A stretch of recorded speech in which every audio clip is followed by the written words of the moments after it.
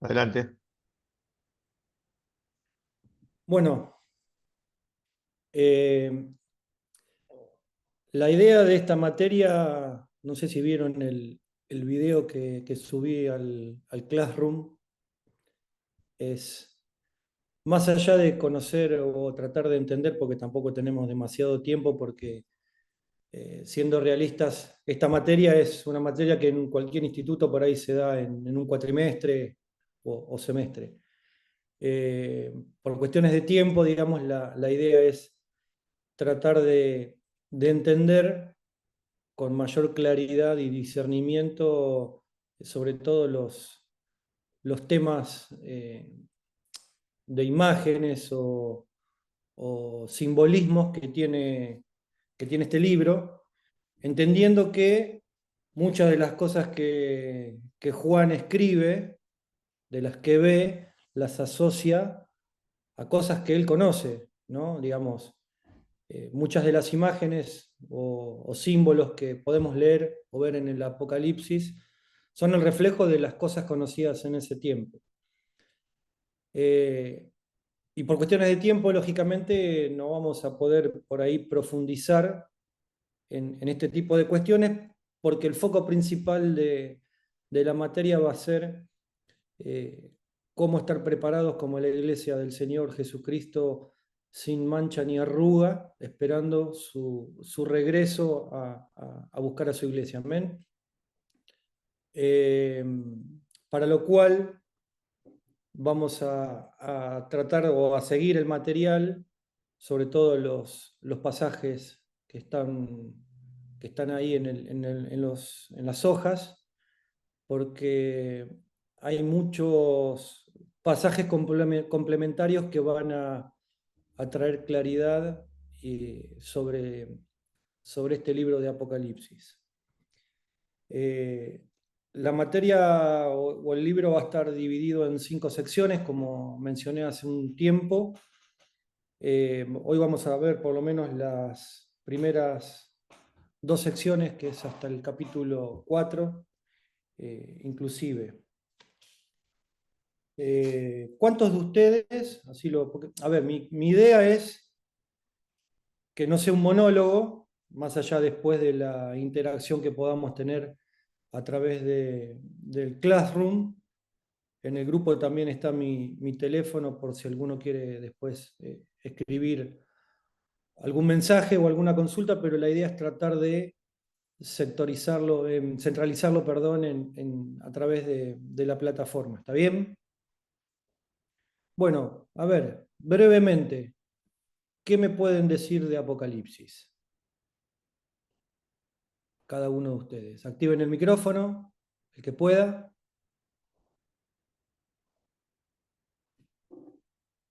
¿Qué sabemos de Apocalipsis? Por ahí es un libro que no se lee demasiado. Que es el libro de Revelaciones. Bien. Amén, buenos días. Nos revela acerca, ¿no?, de la venida del Señor justamente. Bien, ¿qué más?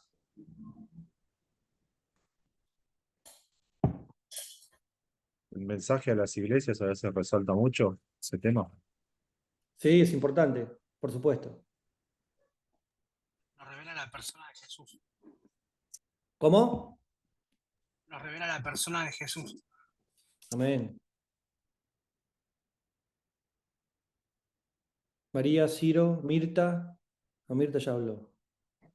Acá es un mensaje Sí, de esperanza para los últimos tiempos, también para la iglesia primitiva, puede ser. obviamente. Sí, pero creo que también no se basa, me parece, perdón, en cómo tenemos que estar preparados justamente, ¿no? Cómo tenemos que estar, como la preparación que es importante. Amén. Amén. Hola, ¿qué tal? Bueno, para mí el Apocalipsis no lo tengo muy bien definido por ahí, pero fue cuando yo era muy chica, se leía muy poco y cada vez que hablaban del Apocalipsis daba miedo y no quería saber nadie nada con el Apocalipsis. Y en estos últimos tiempos, por ahí tenga que ver con la pandemia, es como que empecé a escuchar muchas prédicas del Apocalipsis y charlas así, entonces como que me intrigó y se me fue ese miedo. Y, y nada, creo que es muy importante para estos tiempos que estamos viviendo saberlo. Y hay tantas teorías por ahí, como dice la palabra, que entonces, bueno, por eso en mi caso me parece interesante por ahí ir a la fuente y estudiarlo, ¿no? Ver eso, para tener más claridad, más que nada. ¿Alguien más?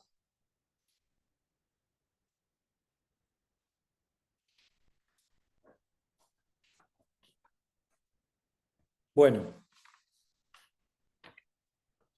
Apocalipsis, como dijeron por ahí, es revelación, es la revelación o mirar sin velo, como dice en el griego, las cosas que han de venir, ¿no? Pero sobre todo es la revelación de la persona de Jesús,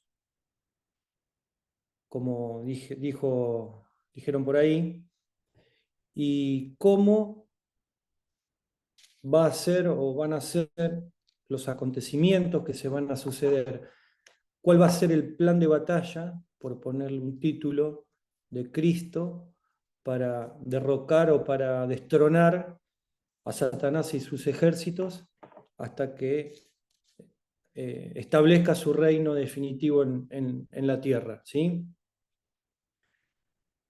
Para poder arrancar, también lo había puesto, digamos, en el Classroom como introducción, algunos consejos. Tengamos o arranquemos con un espíritu de humildad, ¿sí? Dependencia y de intimidad con el Espíritu Santo, porque es fundamental para poder recibir, como dice en Efesios 1:17, espíritu de sabiduría y de revelación. ¿Por qué? Porque históricamente este libro, como mencionaba creo que Mirta, generaba temor, ¿no? Era uno de los libros que menos se leía en las escrituras. ¿Por qué? Porque a veces por este tipo de cosas se genera, digamos, un espíritu de temor y no de esperanza y de esperar, digamos, valga la redundancia, el desarrollo de estos acontecimientos hasta la venida de Jesús. Tenemos que orar por ese espíritu de sabiduría y de revelación. Tenemos que también comparar todo lo que uno lee y estudia contra la Escritura, ¿no? Eso es importante. Y tenemos que entender que estudiar el Apocalipsis, o el foco de estudiar el Apocalipsis, es la fascinación por la revelación de la gloria de Cristo. Amén. Porque como dice en Apocalipsis 19, versículo 10, el espíritu de la profecía es la revelación. Amén. Bien.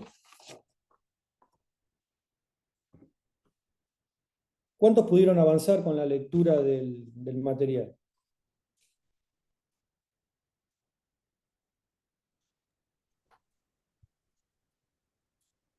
¿Pudieron leer?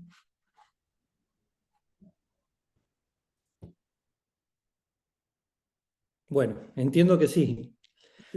Yo Sí, estuve yo medio estaba estipulado para la reunión de hoy, según el programa que había dispuesto. Claro. Bueno, avanzamos entonces. Entonces dijimos que el libro de Apocalipsis revela la gloria de Jesús, ¿no? Y el plan que hará que finalmente establezca su reino definitivo en la tierra. Obviamente que va a haber, o podemos leer que va a haber acontecimientos que van a ser dramáticos, ¿no? Van a ser fuertes antes de su regreso. Pero que son necesarios, son absolutamente necesarios para que este plan de batalla, que lo vamos a ir viendo a partir del capítulo 6, cuando se empiecen a a desatar los sellos y veamos lo que acontece después de ahí en adelante, todos los acontecimientos previos a su venida. Lo importante y la clave es que podamos tener revelación de cómo Jesús, o de quién es ese Jesús que va a venir, ¿no? Que tengamos revelación de que va a regresar como un esposo de su iglesia, como el rey de la nueva tierra, ¿no es cierto? Y esto tiene que despertar a la iglesia de este tiempo, de esa especie de letargo que a veces hay, ¿no es cierto? En este libro vamos a ver los detalles, ¿sí? Esenciales con los cuales podemos prepararnos para recibir o para poder permanecer fieles en ese tiempo difícil que va a venir. Después, digamos, va a haber distintas corrientes, ¿no es cierto?, de hermanos o de gente que piensa que la iglesia va a estar o no va a estar durante la tribulación, pero bueno, a mi entender sí vamos a pasar la tribulación y después lo vamos a ir viendo más adelante, ¿sí?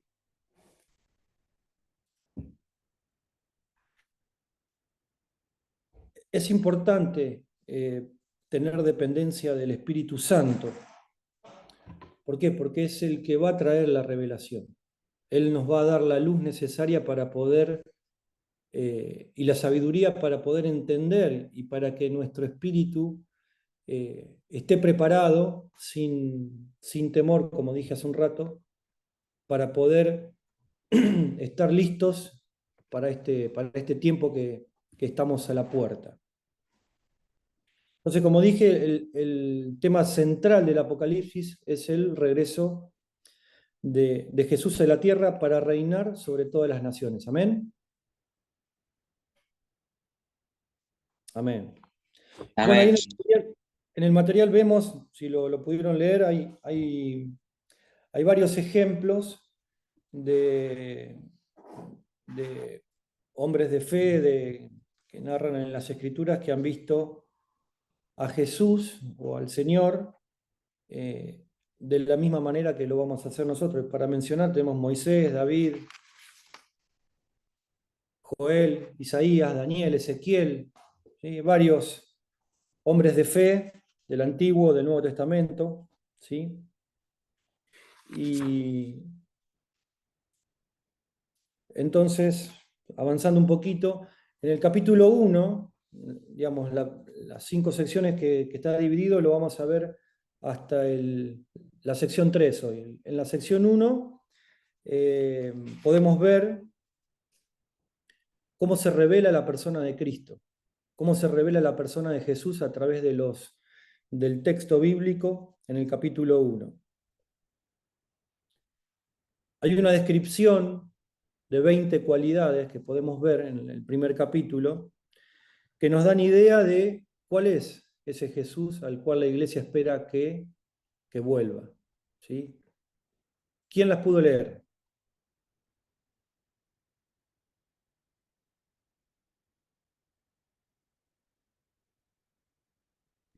Yo les leí, pero ¿a qué se refiere? Nos dan la idea de quién es ese Jesús que va a venir, ¿sí? ¿Por qué? Porque no podemos entender lo que va a venir o al que va a venir si no lo conocemos, ¿sí? Si no tenemos el discernimiento de quién es ese Jesús el que va a regresar. Por eso en el capítulo 1 tenemos esa revelación, ¿sí? Donde vemos que es el testigo fiel, el principio y el fin, el alfa y la omega, ¿sí? El primogénito de los muertos, el soberano. Ahí tenemos todas las descripciones que hace Juan en el primer capítulo del Apocalipsis con la comparativa de los textos en los cuales refuerza las cualidades que narra Juan acerca de aquel que ve cuando empieza a escribir el libro.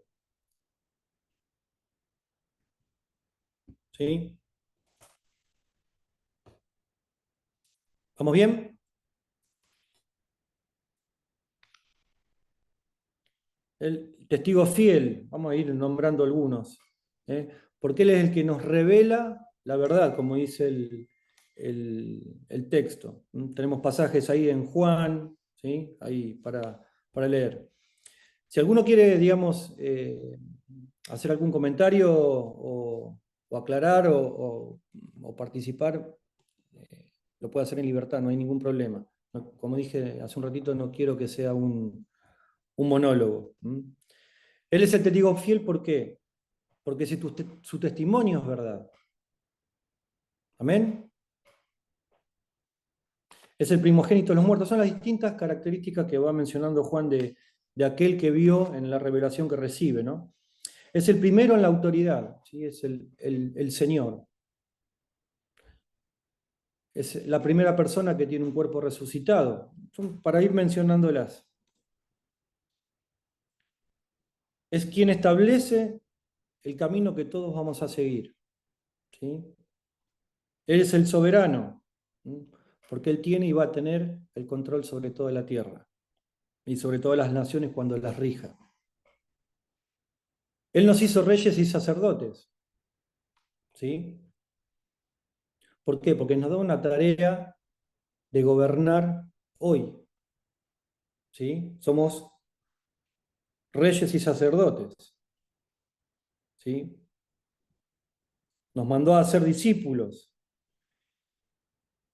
Y ese Cristo que ha de venir va a ser el que va a reinar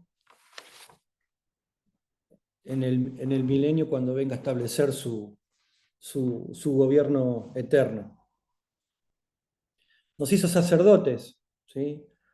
¿Por qué? Porque tenemos la responsabilidad de mantener el altar encendido cada día. Amén. Y como aquellos sacerdotes que ofrecían sacrificios, en este tiempo seguramente vamos a tener que como sacerdotes estar preparados para poder sacrificar aún nuestras propias vidas durante ese tiempo difícil.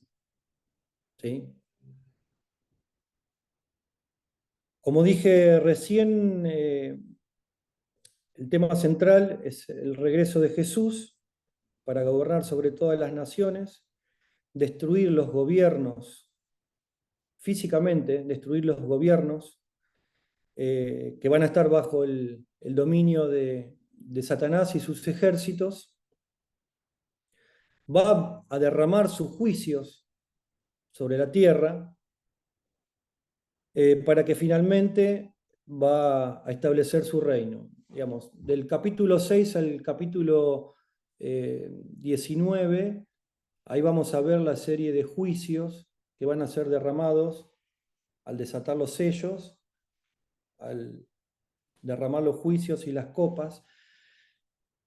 Y tenemos que entender como iglesia que estos juicios no son, digamos, la finalidad de estos juicios no son, o no los deberíamos tomar como con temor, digamos, ¿no? Porque están dentro de un marco de amor y de control que tiene Dios y el Señor para poder establecer ese plan trazado desde la eternidad para destruir y destronar al anticristo que va a reinar durante ese tiempo.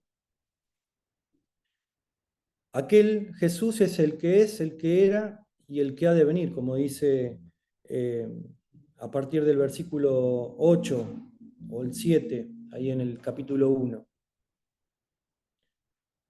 Ese título que podemos ver que el que es, el que era y el que ha de venir nos da la certeza de que Dios ve con claridad cuál es el final de esta historia.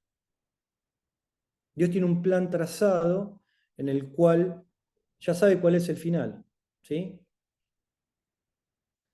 Tener una revelación completa de Jesús consiste, o debería consistir, en lo que Él hizo, en lo que hace y en lo que Él va a hacer durante todo este plan que tiene trazado hasta el establecimiento de su reino.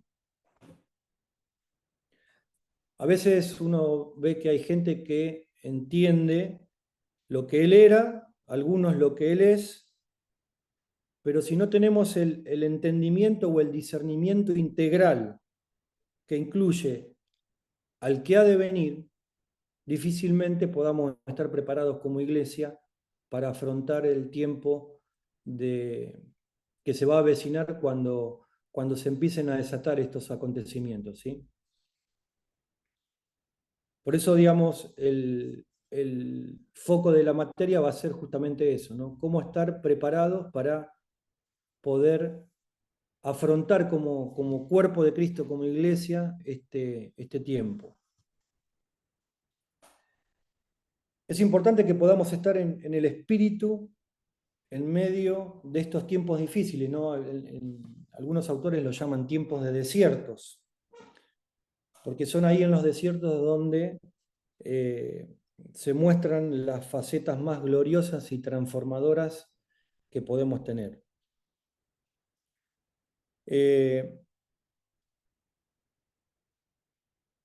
Nuestra tarea como iglesia, así como la vio Juan, es permanecer en el Espíritu. Cuando vemos el texto dice, yo estaba en la isla de Patmos en el Espíritu y recibí, ¿no? la revelación. Por eso es importante tener esta actitud justamente para que no haya temor, sino, como habíamos dicho, que haya un espíritu de esperanza para poder esperar, valga la redundancia, los acontecimientos que se van a ir sucediendo.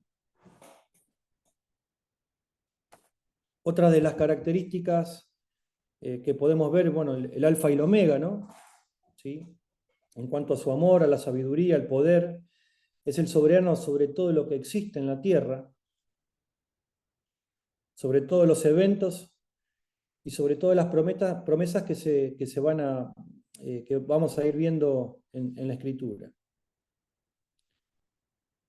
Está descrito también como el Hijo del Hombre en el versículo 13, ¿sí? Este es una palabra o un título que Cristo usó más veces en el Evangelio, en los Evangelios para referirse a sí mismo. Lo hizo 78 veces.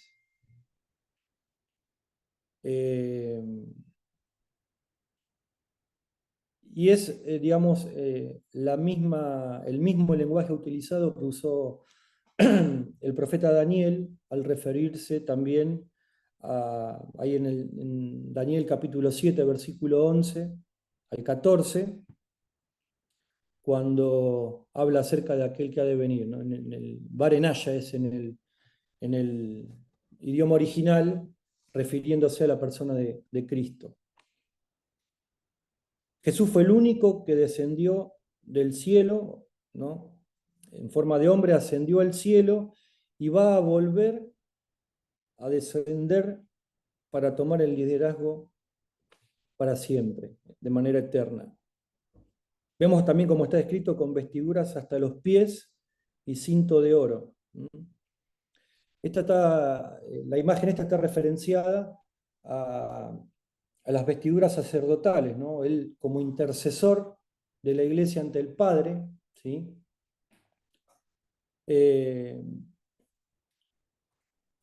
Porque Él es el que intercede, digamos, por su iglesia. Vemos ahí en capítulo 8 de Romanos, Hechos capítulo 7. Ahí tienen todos los textos para ir siguiendo.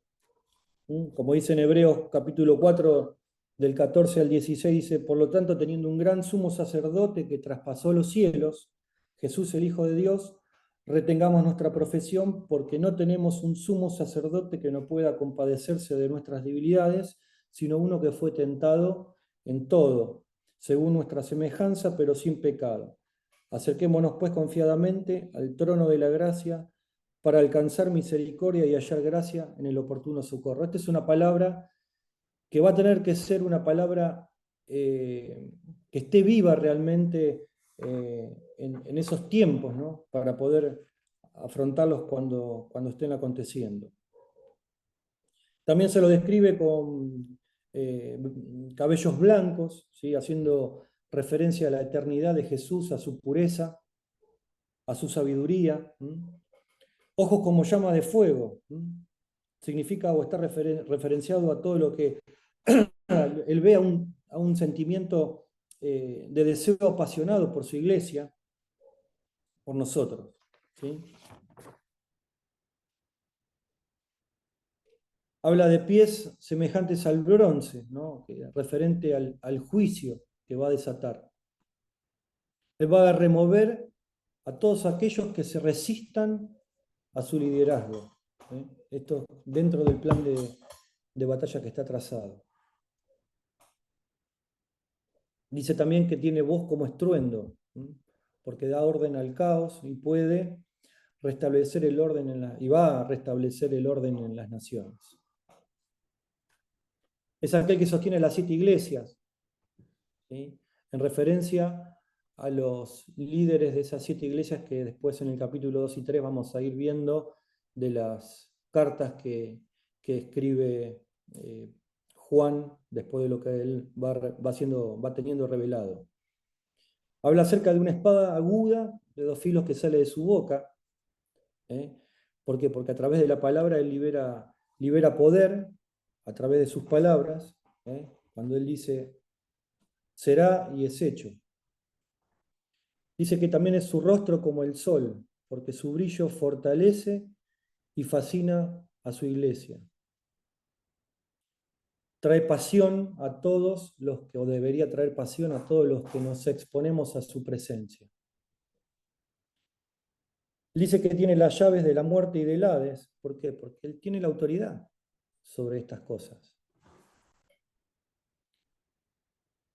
En el versículo 19, para una aclaración, nos muestra que la naturaleza de las profecías tienen un contexto del momento, tienen un cumplimiento parcial inmediato, pero la gran mayoría se va a cumplir en su totalidad cuando Él venga en su segunda venida. ¿Sí? Podemos ver también que cada carta de estas que vamos a ver más adelante fue escrita al líder, digamos, de cada una de esas iglesias. ¿Sí?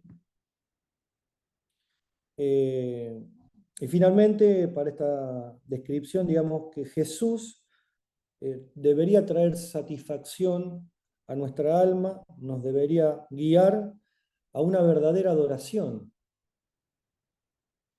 y hacernos o prepararnos activamente para lo que ha de venir. En los últimos tiempos va a haber un movimiento de adoración, de hecho en los últimos 3 capítulos lo vamos a ver, donde el Señor se va a manifestar a través del clamor, de la oración, de la intercesión, del ayuno, de la iglesia en los últimos tiempos. ¿Vamos bien? ¿Alguna consulta que quieran hacer?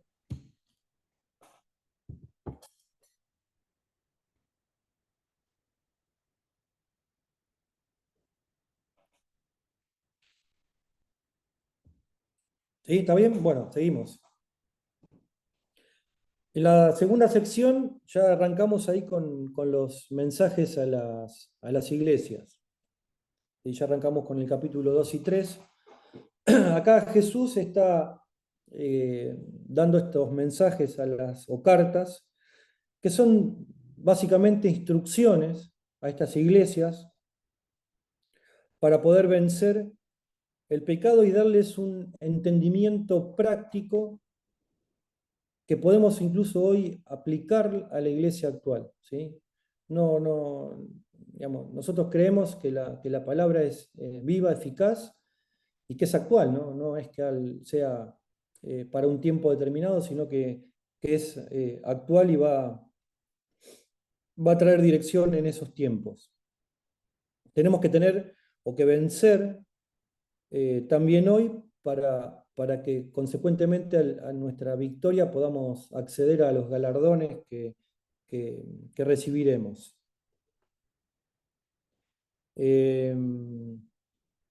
Estas cartas, o sea, la idea de estas cartas es motivar, ¿sí? O alentar y estabilizar a través de las mismas a la iglesia de este tiempo.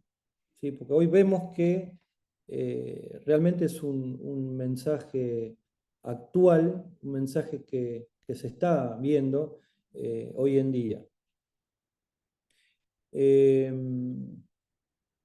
Y son también o tienen también como objetivo poder estabilizar o sostener a la iglesia de este tiempo y prepararla para los conflictos y los acontecimientos que se van a suceder en los últimos tiempos. ¿Está bien? Entonces, en el capítulo 2 vamos a ver la revelación de la novia, o sea, de la iglesia, cómo la quiere ver Cristo, ¿no? La revelación de la novia como Cristo la quiere. ¿Sí? Y ahí vamos a ir viendo los siete mensajes. El primero era a la iglesia de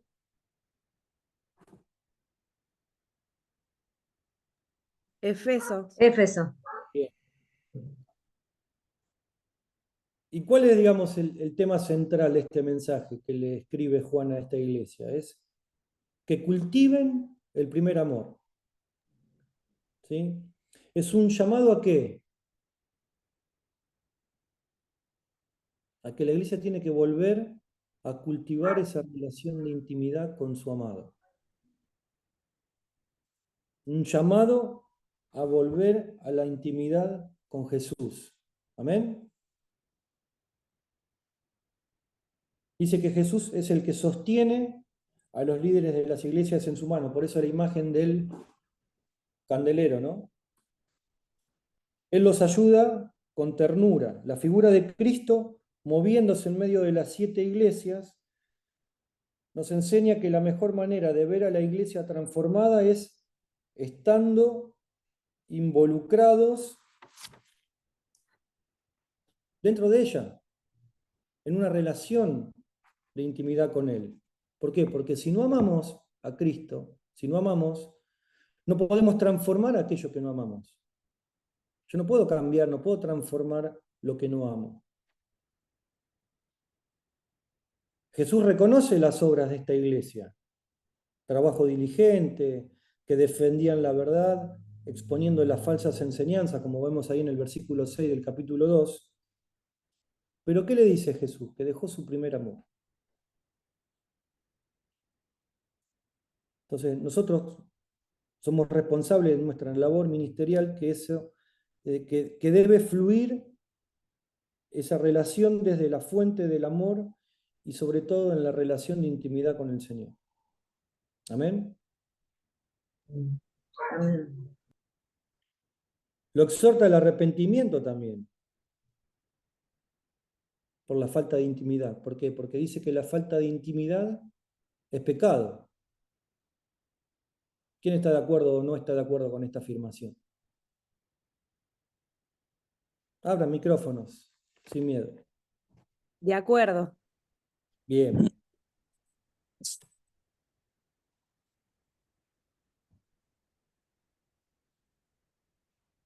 ¿Y Jesús qué les dice? Que les va a quitar su candelero. El que no cultive el primer amor, ¿qué va a pasar?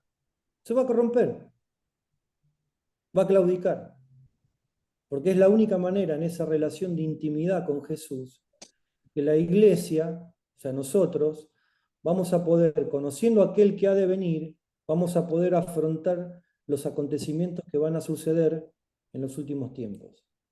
Si no estamos preparados, probablemente seamos de aquellos que apostaten de la fe. Hay muchas personas que fueron luz, pero hoy la perdieron. ¿Por qué? Porque descuidaron la intimidad con el Señor.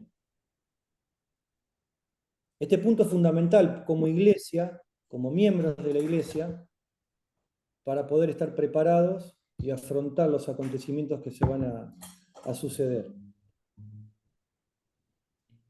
También los reprende, ¿no? Ahí, como podemos leer en el texto, estaban, digamos, contaminados con la doctrina de los nicolaitas, ¿sí? Ahí, bueno, hay una descripción ahí que eran falsas enseñanzas que distorsionaban la verdad. ¿Por qué? Por la famosa, entre comillas, la libertad de la gracia. ¿Sí? Puedo hacer lo que quiera, total, Dios me perdona. Los cuales se estaban incrementando grandemente en la iglesia de hoy. Hoy, lamentablemente, hoy podemos ver eso. La iglesia la iglesia de hoy está un poco contaminada con esta doctrina. Y ahí vamos a ver 12 recompensas que podemos leer en este capítulo que da Jesús para aquellas que se mantengan fieles. La primera recompensa es comer del árbol de la vida. El segundo mensaje es a la iglesia de Esmirna. ¿Cuál es el tema del segundo mensaje? Así de paso me tomo un mate. Venciendo el temor, dice. Amén. Es un llamado a vencer el temor y ser fieles en medio de la persecución. En los últimos tiempos va a haber persecución. Yo creo que la iglesia va a pasar la tribulación, va a estar durante la tribulación. Entonces, es fundamental estar preparados para poder afrontar este tiempo.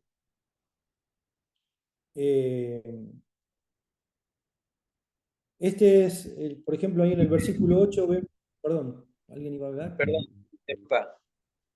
No, quería saber esto de por qué usted opina de que la iglesia va a atravesar por la tribulación y no que sea, ¿no?, a través del arrebatamiento. Es algo que cuando estuve leyendo ayer me llegaba muy fuerte y bueno, que siempre es un tema, ¿no?, de debate y que algunos piensan una cosa, otros otra, pero no, tratamos este libro, digo, en base a qué fundamento ustedes por se basa que vamos a atravesar la tribulación. ¿Cómo era tu nombre? Daniel, ¿Cómo? Daniel me llamo. Daniel, muy buena pregunta, Daniel. Lo vamos a dejar para un poquito más adelante, ¿sí? No quiero, digamos, no quiero perder el hilo de la conducción de la materia. Está buena la pregunta y la vamos a desarrollar un poquito más adelante. ¿Te parece? Perfecto. Sí, son Porque, cosas que entiendo, no quería interrumpir, pero son incomodidades porque bueno, es un libro tan amplio, como hablamos, ¿viste?, tan metafórico y bueno, surgen todas estas cosas y bueno, mientras uno estaba leyendo ayer, bueno, justamente mencionaba, ¿no?, esto pretribulación, postribulación y bueno, te genera, te hable, ¿no? Pero bueno, lo dejamos para que usted diga, más vale. Gracias. dame un minuto que voy a buscar algo para no dejarte tanto con las ganas. No, no hay problema, no hay problema. No creo que interrumpa, bro. No, no pasa nada, no pasa nada. Estamos para eso.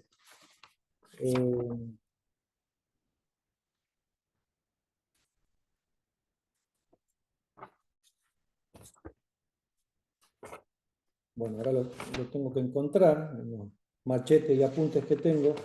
Lo dejamos para más adelante. Bueno, Lo apuntamos y lo dejamos para más. el próximo, está bien, está bien.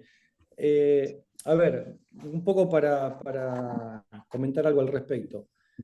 En cuanto al rapto o a cuando después de la séptima trompeta que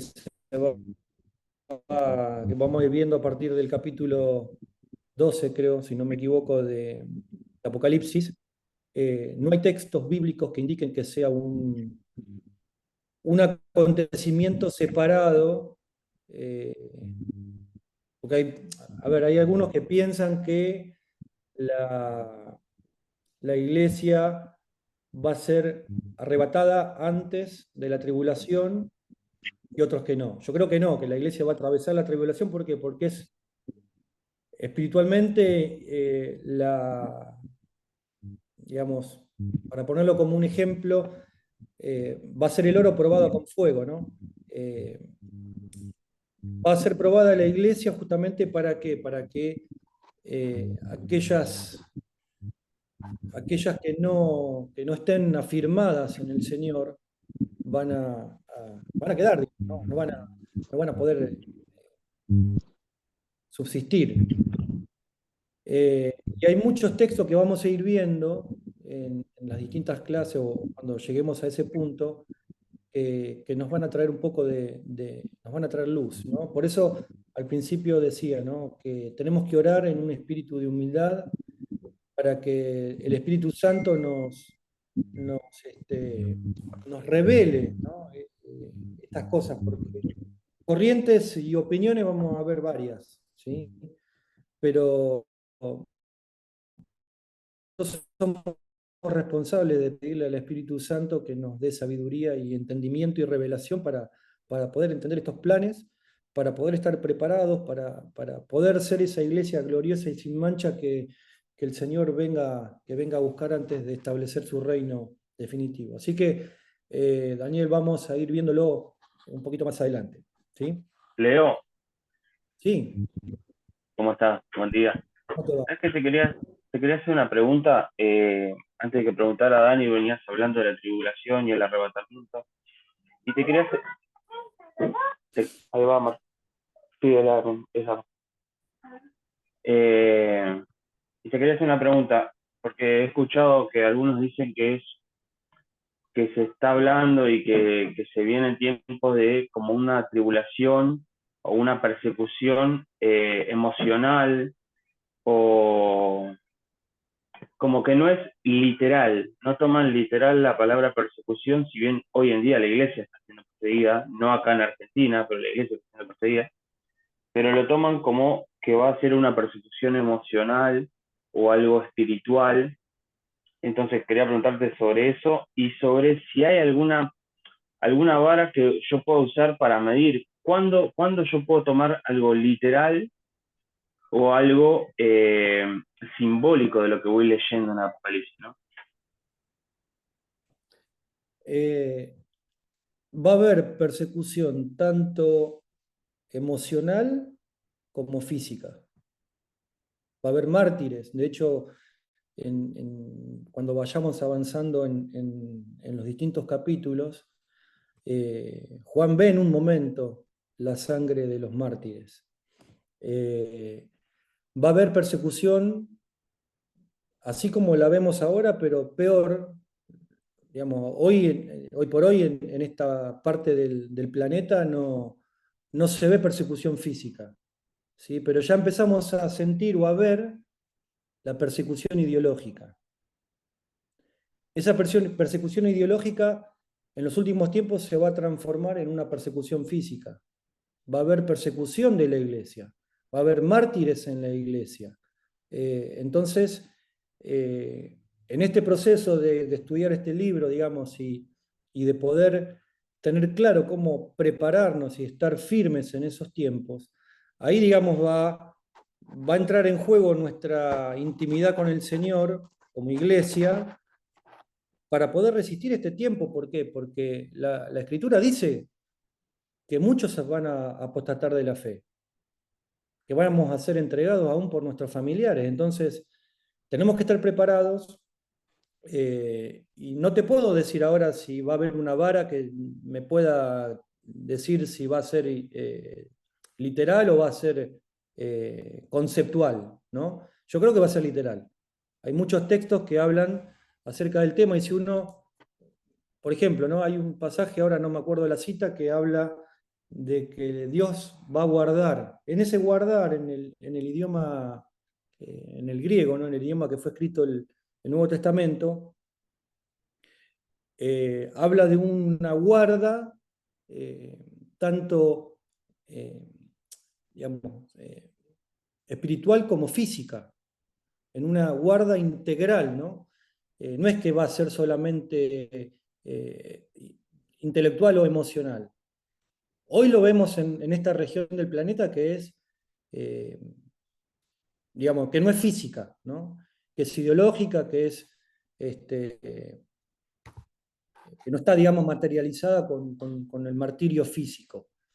pero yo creo que sí, que cuando comience los 3 años y medio, los primeros 3 años y medio, ahí donde se manifiesta o comienza a manifestarse el anticristo y va a ser el que va a gobernar, el gobierno va a tener de la tierra, cuando de lo que habla también el profeta Daniel empiece o se manifieste la dominación desoladora, ahí va a ser el comienzo, digamos, de los 3 años y medio de la tribulación, ¿no? Vemos en Daniel y en el texto también que habla al respecto. Pero bueno, no, como le decía también a nuestro hermano, para no mezclar mucho el hilo, digamos, de la materia, vamos a ir viéndolo a medida que vayamos avanzando. Y ahí vamos a ir despejando las dudas y demás. ¿Está bien? Leo una sola acotación, un poco lo que dice Oba recién respecto a esto de la persecución emocional. Justamente hace un mes más o menos, un mes y medio, circuló un video de hermanos nuestros que tuvieron una experiencia, y me parece que Oba hace referencia a eso, donde en el video dice, dentro de la experiencia espiritual que tuvieron estos hermanos, hacen referencia a esto, que la tribulación va a ser emocional y no física. Obviamente eso es una experiencia que ellos han tenido, una palabra que han recibido del Señor, y que hay que juzgarla a la luz de la palabra, ¿sí? Por eso creo que en esta materia, esta pregunta que tiró Daniel o lo que está surgiendo en realidad es la esencia de la materia, ¿no? Es decir, ¿cuándo va a suceder todo lo que Apocalipsis dice que va a suceder, ¿no? Y es lo que entiendo el Espíritu Santo quiere enamorarnos de esa situación, ¿no? Amar la venida del Señor y no tener temor, porque también dentro de todas esas manifestaciones que dice el Apocalipsis, también va a haber una gracia, una manifestación del Espíritu Santo mucho más fuerte sobre la iglesia. Entonces, esa es nuestra Amén. confianza, ¿no? Esa es nuestra confianza. Pero Amén. está bueno esto. Yo cuando hice la materia, solo a modo de ejemplo, le digo, es como que uno se tiene que despejar de todo preconcepto y leer la Biblia y dejarse llevar por el texto bíblico, que es la fuente más certera que tenemos de las cosas que van a suceder, ¿sí? Así que, nada, quería hacer esta acotación porque está muy buena la charla y se va poniendo lindo. Cuando Jesús en el Evangelio de Mateo, en el capítulo 24, él un poco también lo aclara, me adelanto un poquito, pero bueno, para ayudar a entender este tema. Él habla acerca del principio de dolores. En capítulo 24, a partir del versículo 4. Yo creo que ese tiempo del principio de dolores que habla Jesús es el que estamos viviendo hoy.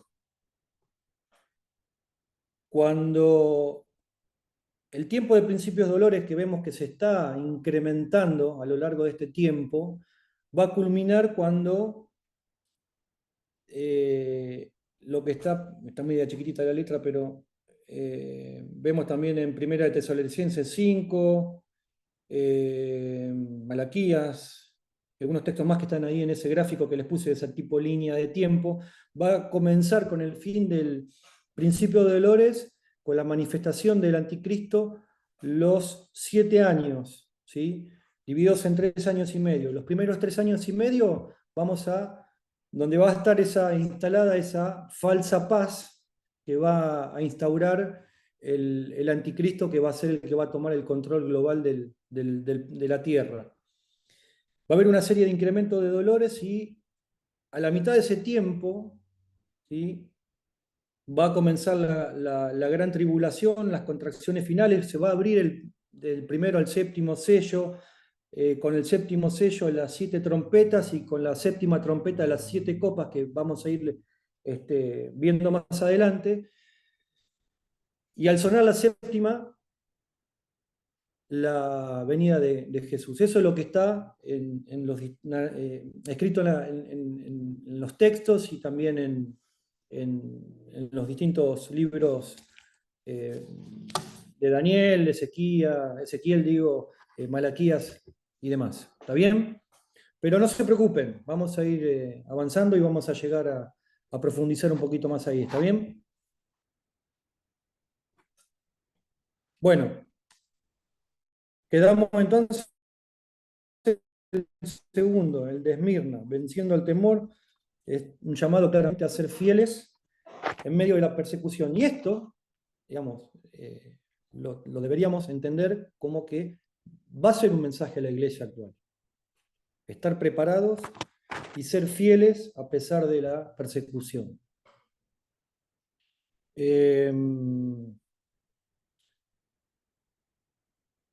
Bueno, y ahí va mencionando, ¿no?, que él conocía las obras, conocía su tribulación, la pobreza, bueno, va describiendo un poco el síntoma de esta iglesia de Esmirna.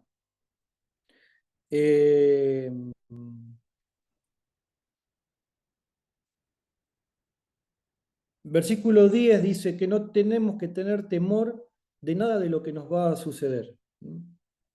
¿Por qué? Porque si tenemos este espíritu de no temor, va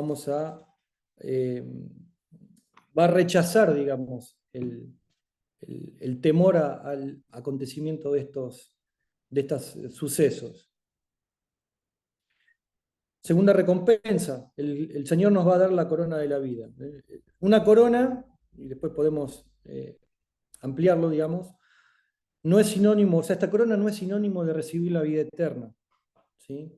Hay textos ahí en 1 Corintios 9, 2 de Timoteo capítulo 4, Santiago capítulo 1.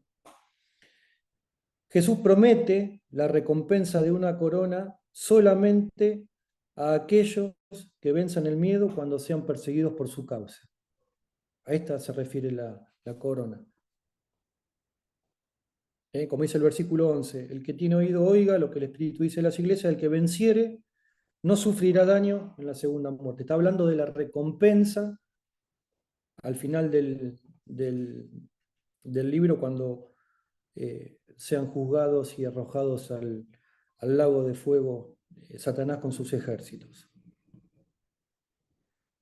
Recompensa número 3, no sufriremos daño en la segunda muerte, ¿no? O sea, los impíos van a ser condenados en esta segunda muerte del lago de fuego y de azufre por la eternidad. Y si los santos, o sea nosotros, la iglesia, rechazamos la fe o seamos perseguidos, también vamos a ser dañados o vamos a sufrir esa segunda muerte. Pero si vencemos el temor, no vamos a ser dañados en esta hora de juicio cuando se desaten los distintos acontecimientos. El tercer mensaje es a la iglesia de Pérgamo, donde los exhortan para rechazar las falsas doctrinas. Es un llamado al arrepentimiento y a vencer la tolerancia espiritual. Acá hace referencia a su cualidad de lo que veíamos anteriormente de esa espada de dos filos saliendo de su boca. Las palabras de Jesús, que son su arma para deshacer todas las mentiras y estrategias que va a usar Satanás, sobre todo en estos últimos tiempos. ¿Para qué?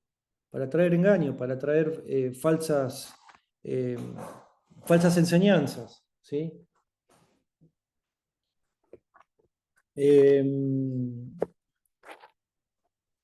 Hay algunos ejemplos que vemos ahí en el versículo 13, 14 de Antipas, bueno, después lo pueden leer.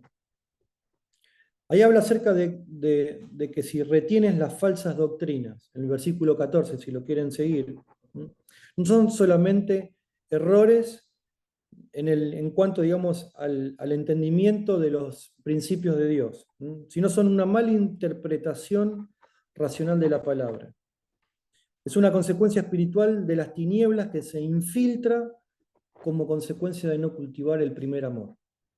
Si vemos que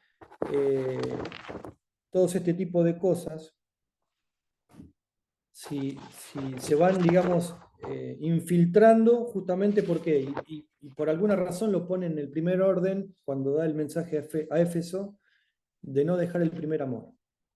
Porque cuando uno deja el primer amor es cuando empieza a ver esos puntos débiles, digamos, en los cuales Satanás puede infiltrarse y también puede hacer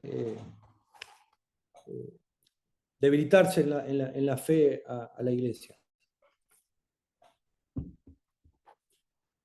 Los exhorta a retener esa buena doctrina. Hace el ejemplo de Balaam, ¿se acuerdan ahí en Números capítulo 22 en adelante? Balaam, de Balac, ¿recuerdan el pasaje? Y como cuarta recompensa, les habla acerca del maná escondido que van a recibir. Esta recompensa habla de ser alimentado de los misterios de la palabra de Dios en este siglo y también en el siglo venidero. O sea, de recibir esa revelación que como iglesia vamos a necesitar para poder afrontar esos tiempos. Quinta recompensa habla de la piedrecita blanca. La sexta recompensa, avanzando un poquito más, nos va a dar un nuevo nombre, ¿sí?, como testimonio de la fidelidad ante el Señor. ¿Vamos bien? Cuarto mensaje. Vamos a avanzar un poquito. El mensaje de la iglesia de Tiatira, venciendo al espíritu de Jezabel. Este es un claro llamado a la radicalidad y traer libertad a otros. Menciona su cualidad de tener ojos como llama de fuego que pueden soltar juicio, en referencia a soltar juicio y a impartir el amor. El Señor, a través de esta imagen, ¿qué hace? Libera fuego de gracia o fuego de juicio. Todo depende de la respuesta que va a tener la iglesia en los últimos tiempos hacia Él. Al mencionar los pies como bronce, que habíamos dicho anteriormente, se refiere al juicio. También está referido como una imagen a un guerrero poderoso listo para derribar la inmoralidad que representa el mensaje de esta iglesia. Jesús les dice: yo conozco tus obras, ¿no?, etc. Los afirma en cuanto al amor y la perseverancia, pero también reprende, digamos, la tolerancia a ese espíritu de Jezabel. Jezabel representa a una mujer con autoridad dada por Satanás, que tiene dominio sobre el hombre. Representa la inmoralidad sexual, que quiebra el orden de Dios, corrompe el modelo del rol de la mujer dentro de lo que Dios creó. Y el espíritu de Yahvé corre a la mujer del plan de Dios y también corre al hombre de ese plan. ¿Por qué? Porque afecta a las mujeres manipulando al hombre para correrlo de ese rol que tiene dentro del plan de Dios. Y en cuanto a los hombres, son corrompidos por perder su autoridad como hombre y el rol dado por el Señor. Jezabel representa las profecías manipuladoras, ¿no? Esos discursos de gran poder, de autoridad, etc., pero que el trasfondo, ¿cuál es? Quebrar los principios verdaderos de Dios y su palabra. ¿Cómo lo combatimos, ¿no? Ahí como está en el material. Con carisma, con inteligencia, sino, o sea, no guiarnos, perdón, por la elocuencia o el carisma o los carteles, etcétera, de eso que podemos ver, sino a través de las verdades de la palabra. ¿Cómo combatimos el liderazgo femenino autorizado que le resta la autoridad? Honrando al hombre como la cabeza y no utilizando el cuerpo como un arma de manipulación. Y para los hombres, tomando el lugar que Dios nos dio en amor y en autoridad. Tratando a la mujer como vaso frágil, no empoderando a las mujeres por la sexualidad, sino por el rol que Dios les dio dentro de la creación. Otra cosa que representa este espíritu es la inmoralidad sexual, ¿no? Donde hoy se ve claramente este tipo de ataques de parte de las tinieblas para hacer caer a la iglesia.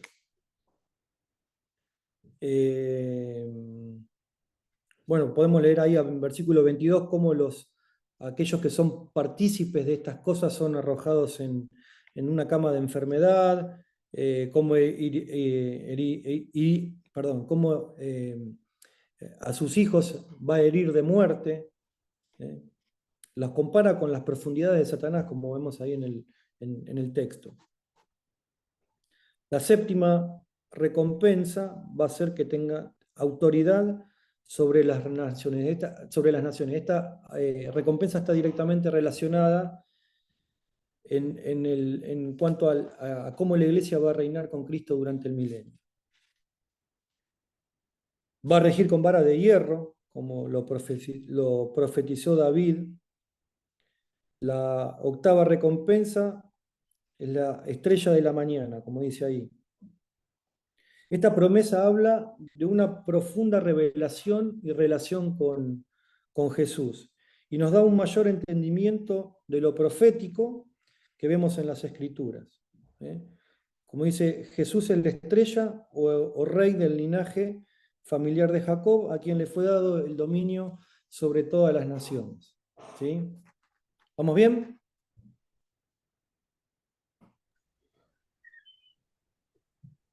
Quinto mensaje a la iglesia de Sardis.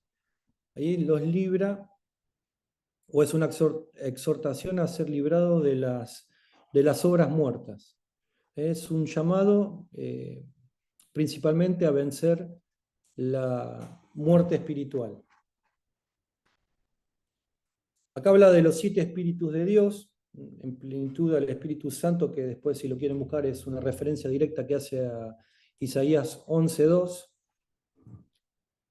Habla de las 7 estrellas, es el sostenimiento de Dios a los mensajeros, que Él tiene cuidado de cada uno de ellos. Advierte acerca de las obras muertas, ¿sí? A que no sirvamos por inercia, ¿no? por obligación, a no perder el propósito, la pasión, el deleite, ¿sí?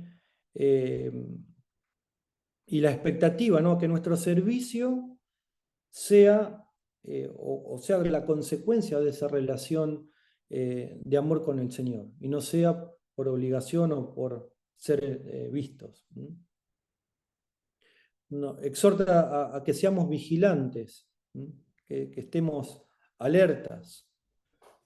Un estilo de vida de intimidad y de obediencia es lo que Jesús nos pide, digamos, como preparación para poder tener esa victoria que vamos a necesitar como iglesia en los últimos tiempos. Y dice también que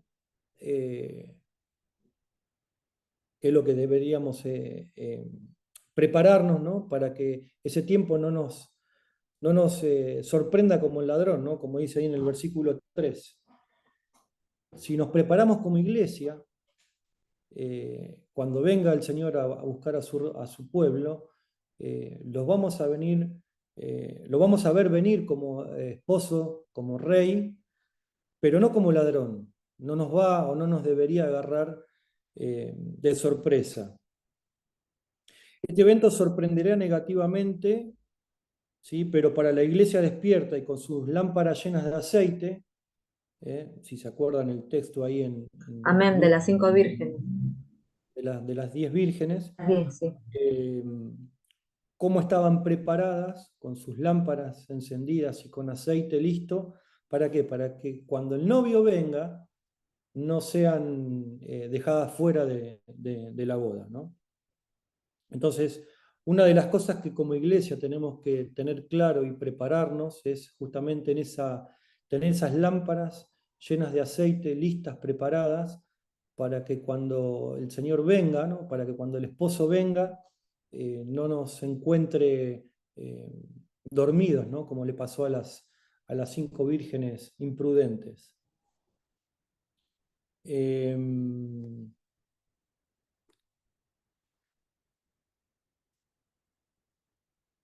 Hay un remanente, si podemos ver ahí en el versículo 4, de las pocas personas que había en la iglesia de Sardis que no habían manchado sus vestiduras, que Dios siempre se guarda un remanente, ¿sí? Dios siempre reserva un remanente para llevar a cabo sus propósitos.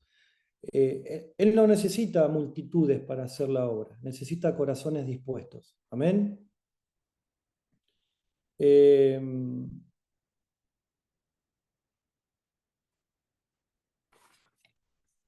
Seguimos un poquito más. Recompensa 9, número 9. Nos va a dar vestiduras blancas, salvación y honra delante del Padre. Sexto mensaje a la iglesia de Filadelfia.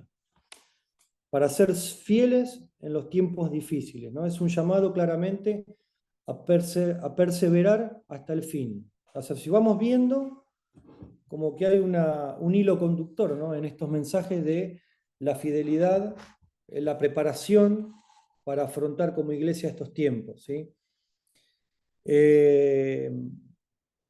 Habla acerca del hallado de David, versículo 7 de este capítulo, ¿no? En referencia a que hagamos como iglesia ejercicio de la autoridad que tenemos de parte de Cristo. Amén.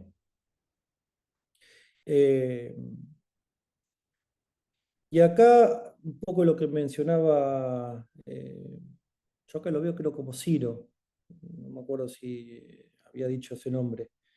El versículo 10, ¿sí?, de este capítulo, lo leemos, dice: por cuanto has guardado la palabra de mi paciencia, yo también te guardaré a la hora de la prueba que ha de venir sobre el mundo entero para probar a los que moran sobre la tierra.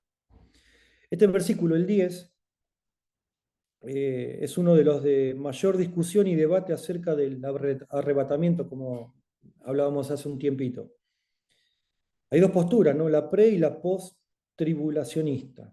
Yo creo que la iglesia, después lo vamos a explayar un poco más, va a atravesar la tribulación. Y esta postura explica que la expresión que dice te guardaré de incluye una protección espiritual para que los santos sean guardados de caer en pecado, tentación y persecución. Y hay digamos, una analogía, una sombra profética, si lo quieren llamar con ese título, de cuando el espíritu de muerte, ahí en Génesis, déjenme buscar el pasaje.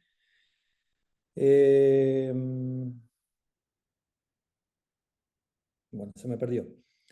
Cuando, digamos, una imagen similar a los judíos librados del espíritu de muerte en Egipto, cuando, ¿se acuerdan?, pintaban los dinteles de las puertas y el espíritu de muerte no dañó a los primogénitos. Hay obviamente una guarda espiritual para sostener a la iglesia en este tiempo, pero va a haber también tribulación. En Juan 17:15 vemos que Jesús ora estas palabras diciendo al Padre que guarde a los creyentes de las garras de Satanás. Este guarde, tereo, en el idioma original, literalmente significa proteger, conservar y custodiar. Es la traducción al español. Y esta promesa, Efesios 6, capítulo 6, versículos 13 y versículos 16, tenemos una promesa, si lo quieren buscar, que incluye una protección física en pos de los juicios de Dios. Y a veces también el ser guardado de la persecución. No todos los santos serán exentos del peligro físico, ya que muchos de ellos serán ejecutados en los últimos tiempos. Y esto lo podemos ver en Apocalipsis capítulo 6, el capítulo 13, el 17, el 18 y el capítulo 19. Hay pasajes que hablan acerca de este tema. Jesús está advirtiendo a esta iglesia a través de esta carta para que ninguno tome tu corona. ¿Qué significa esto? Que en la intensidad o cuando estos tiempos estén en su clímax, en su punto máximo, va a haber un sacudimiento, digamos, del mundo. Va a haber acontecimientos que nos van a mover el piso, ¿no? Vamos a ver temas de persecuciones físicas, persecuciones espirituales, y nos exhorta a no que nuestro primer amor no se enfríe y no perdamos estas recompensas que estamos viendo. La recompensa número 10, que seamos columna en el templo de Dios. Esto está referenciado a que el Señor nos va a dar una posición de honor y de autoridad, sobre todo en el milenio. La recompensa 11. Tendremos el nombre de Dios escrito sobre nosotros y el nombre de la Nueva Jerusalén.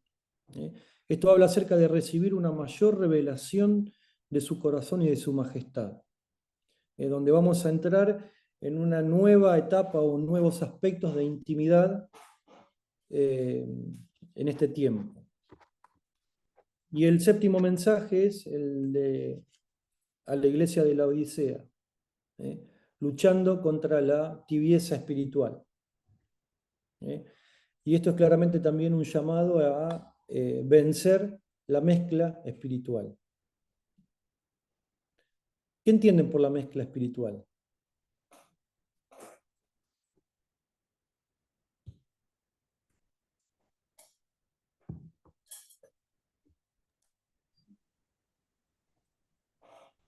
Es que me parece a mí, perdón, ¿no?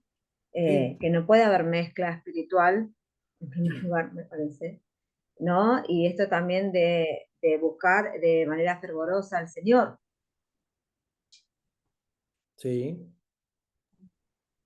Yo creo que la mezcla espiritual, piensan, es como una mezcla entre las cosas del mundo y lo del Señor, que hacen como una mezcolanza, sería, pienso eso.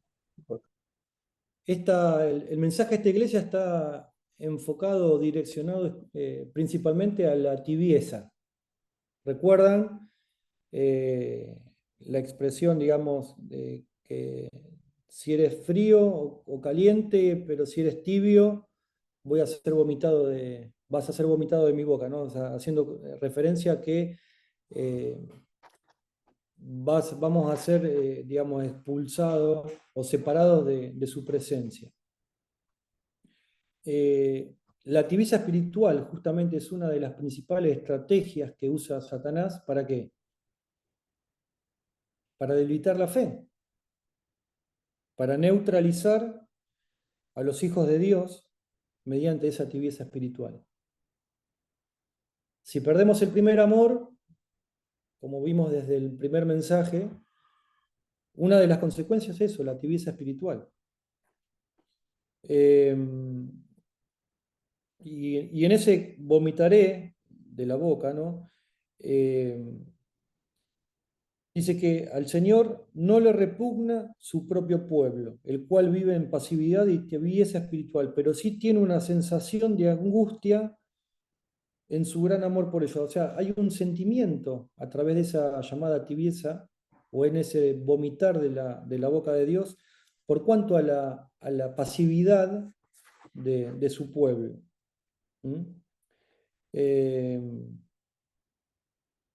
No hay compatibilidad de la tibieza o de los tibios con el Señor, con su presencia.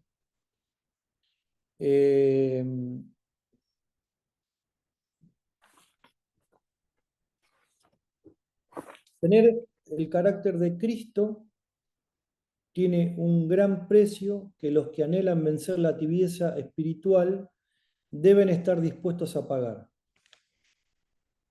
No es gratis, monetariamente hablando, pero sí requiere nuestro compromiso, nuestra relación de intimidad con el Señor. ¿Para qué? Para que no suframos esa tibieza. Habla acerca de vestiduras blancas, que implica que nuestra santidad, pagando ese precio, ¿no?, entre comillas,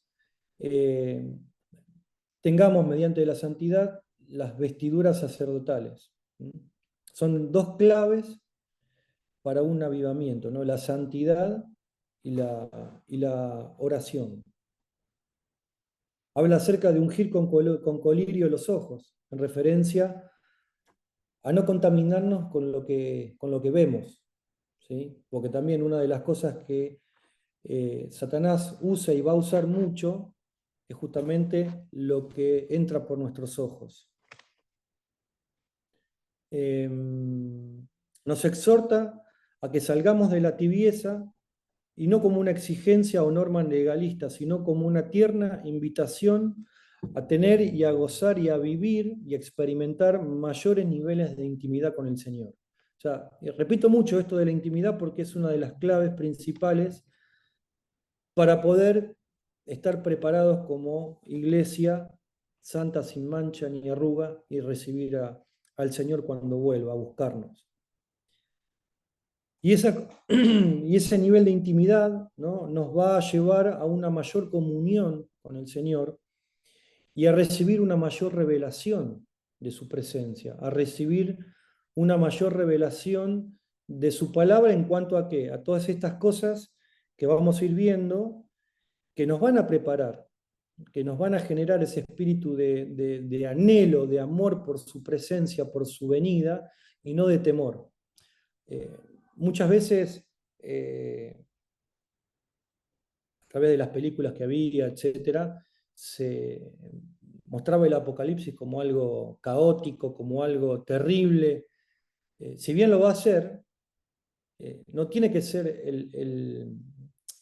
el eje central, digamos, que genere miedo, sino que genere esperanza y anhelo de su venida, pero nos tiene que mover y nos tiene que alentar y exhortar a estar preparados para poder afrontar ese tiempo. Y como última recompensa, nos va a permitir sentarnos con Jesús en el trono, ¿sí? Tercera parte. ¿Vamos bien hasta acá? ¿Alguno quiere acotar algo más? Leo, hay una pregunta que hizo María, Sí. que es algún punto que vos desarrollaste que te quiere decir la falta de integridad que afecta a las naciones. Eso está, preguntó en el chat María recién, que me parece que es un tema que venías tocando. No lo vi, a ver. ¿En el WhatsApp lo puse o no? No, en el chat del Zoom. A ver. ¿Qué quiere decir la falta de integridad afecta a las naciones, a las generaciones? A las generaciones. Bien.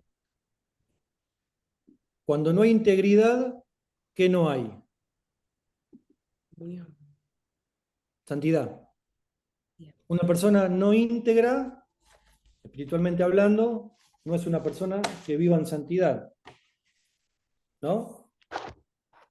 La integridad, en este caso, hablando espiritualmente, porque uno puede ser íntegro laboralmente, puede ser íntegro en varios aspectos, pero cuando no hay esa integridad, ¿sí?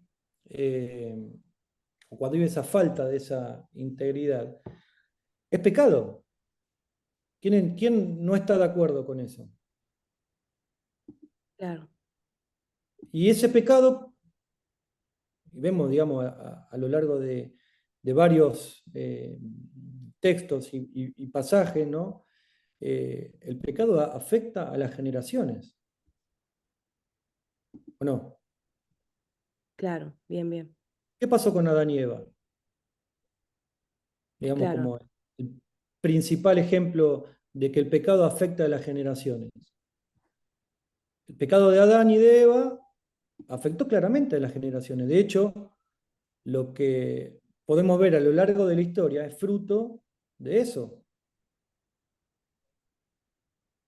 Cómo se interrumpió el plan que Dios había trazado por el pecado cometido por Adán y por Eva, con las consecuencias que ha traído a lo largo de toda la historia de la humanidad, cómo afectó y cómo Dios, a través de la obra que hizo Jesús, ¿qué hizo? Corrigió, ponele, si lo que queremos llamar así, el desvío que se generó a través del error o el pecado de Adán y Eva.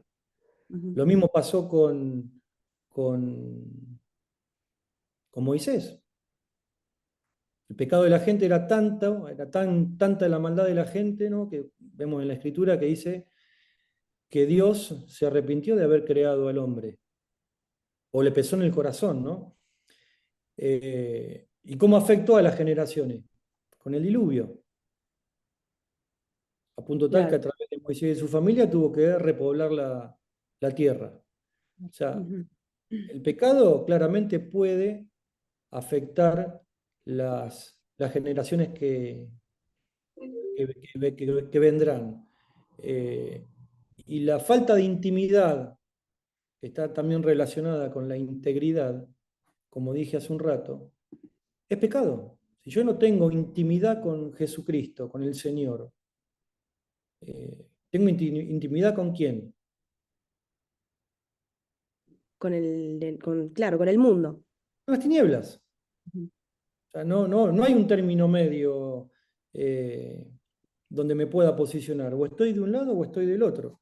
Y claramente el pecado trae consecuencias personales y consecuencias generacionales. Claro, está bien. No sé si más o menos Perfecto. claro. Sí, perfecto. Por ahí las escribo para no interrumpir y bueno, cuando se pueda. No, pero, a ver, María, si querés preguntar algo, no hay problema.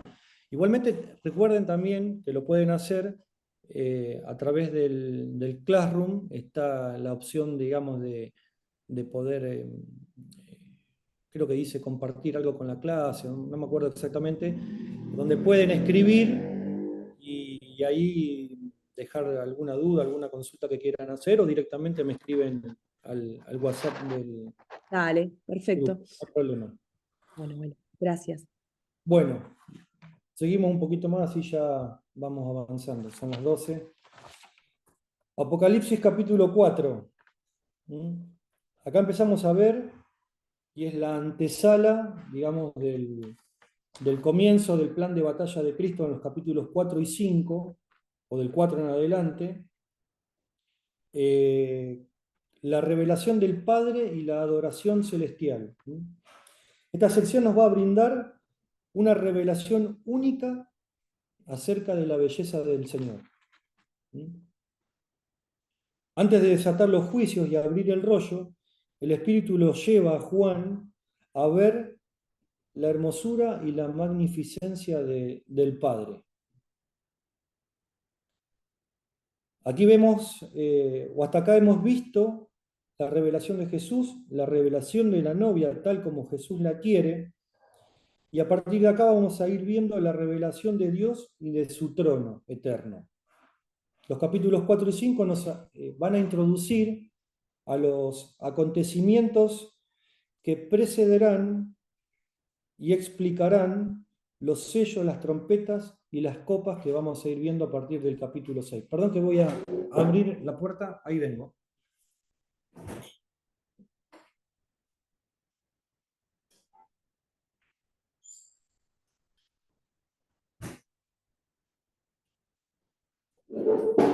Ahí estamos. Para entender el propósito y el motor de lo que va a pasar en esta parte del Apocalipsis, es necesario que primero tengamos revelación de estos capítulos. ¿Sí? Es la unión entre la revelación de Cristo y la revelación del Padre y de la adoración, para poder entender a partir del capítulo 6 todo lo que vamos a ir viendo que va a suceder.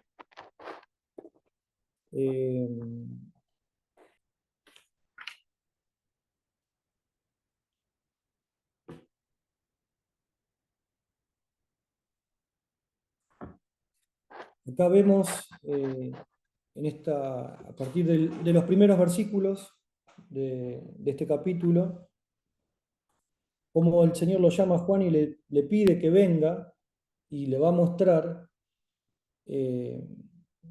para poder entender cómo ser vencedores en este tiempo, a través de las circunstancias que van a venir, y que aprendamos a posicionarnos en lugares, a posicionarnos en el Espíritu en lugares celestiales.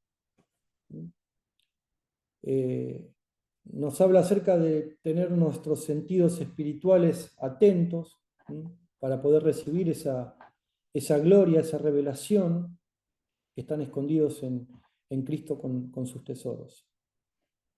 Él ve también un trono establecido y ve a uno sentado, en representación de la soberanía de Dios en todas las generaciones. Empieza a ver a través del texto el aspecto, ¿no?, de Dios, la gloria de Dios, que era más brillante que la de una piedra preciosa. Empieza a recibir revelación de cómo era el corazón de Dios, su deseo encendido y ardiente de tener esa relación con sus hijos.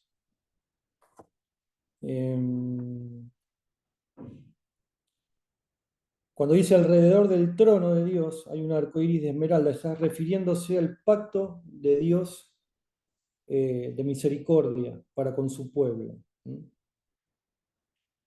Dios nos da honor a través de la figura que vemos en los ancianos, sentados en los 24 tronos.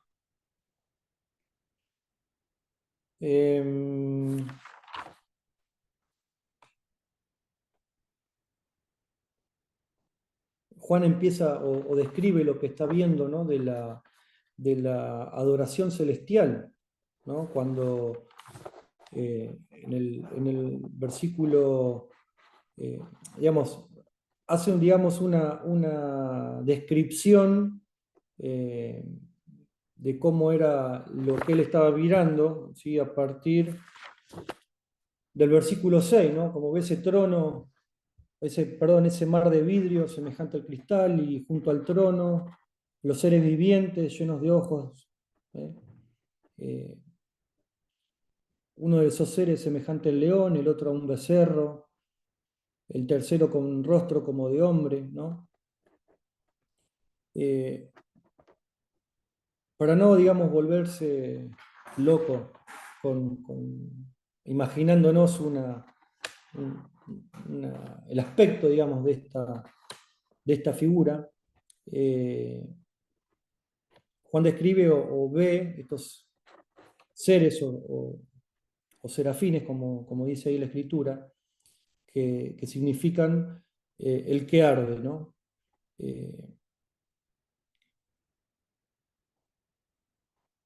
En el versículo 8 él ve o escucha a los seres vivientes que no cesaban de día y de noche a decir: Santo, Santo, Santo es el Señor Dios Todopoderoso.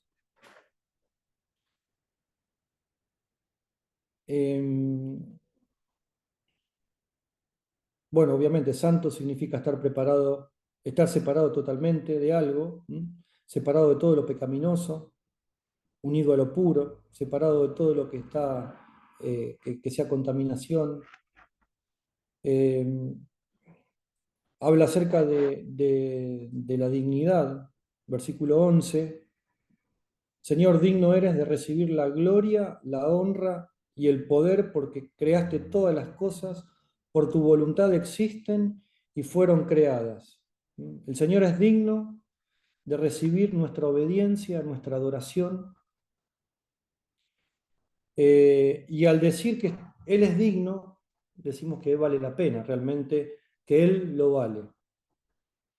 Pase lo que pase en la tierra, Dios tiene verdaderamente el control de todo. Hay un trono establecido y aquel sentado en ese trono.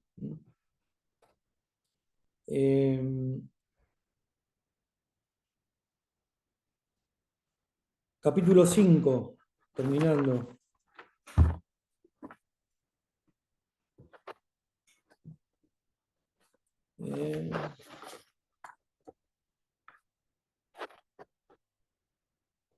El Cordero toma el rollo. Recuerden que cuando Juan escucha la voz y se da vuelta, ve un Cordero, representación de Cristo, que es el que toma el rollo, y el cielo reconoce que Él es el digno, el único digno de tomarlo y de tener el dominio sobre las naciones. Esto nos transmite la claridad que existe en la identidad de Jesús como el Rey de Reyes sobre todas las naciones de la tierra. El rollo, digamos, es la representación de ese plan de batalla que hablábamos hace un momento, que está destinado a limpiar el mundo de toda la maldad en términos de preparación, ¿sí? De ese proceso de preparación y de transformación para que su gobierno eterno se establezca definitivamente en la tierra. De esa manera, la gloria, la justicia y el amor de Dios podrán llenar toda la tierra, como dice ahí en Habacuc capítulo 2, versículo 14.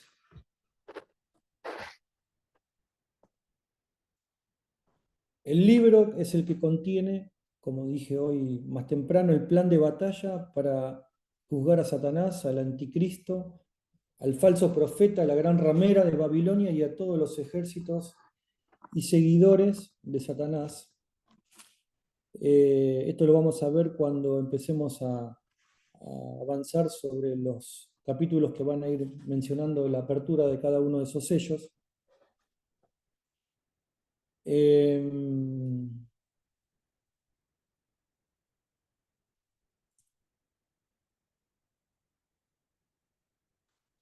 Y esto es claramente, son pasos previos para erradicar el pecado y preparar el terreno, digamos, para su establecimiento. Hay una indicación o una referencia a perfección y terminación con el número 7, bueno, es un tema conocido. Los sellos no son parte del contenido del rollo, cada uno de ellos tiene que ser desatados para luego sí mostrar el contenido que vamos a ir viendo.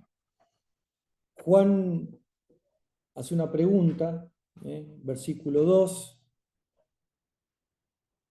¿Quién es digno de abrir el libro y de desatar sus sellos? El mismo Jesús, representado con la imagen del Cordero, es el merecedor y capaz de llevar a cabo semejante plan, ¿no? Es el que tiene la autoridad, el que tiene el poder y el que posee la humildad y la capacidad para poder asumir en ese rol del gobierno y del establecimiento del gobierno y de la nueva tierra. Vemos también como Juan ve o escribe que no había, entre todos los seres celestiales, no había ninguno digno de recibir el rollo, porque nadie estaba a la altura para poder detener completamente el plan de Satanás, erradicar de forma total el pecado, sino solamente el Cordero, ¿no? La imagen de Jesucristo. Y uno de los ancianos me dijo, versículo 5, no llores, he aquí el león de la tribu de Judá, la raíz de David, ha vencido para abrir el libro y desatar sus 7 sellos, en referencia a Jesús, quien tiene la tarea, digamos, y la posibilidad de ir abriendo y desatando cada uno de los sellos.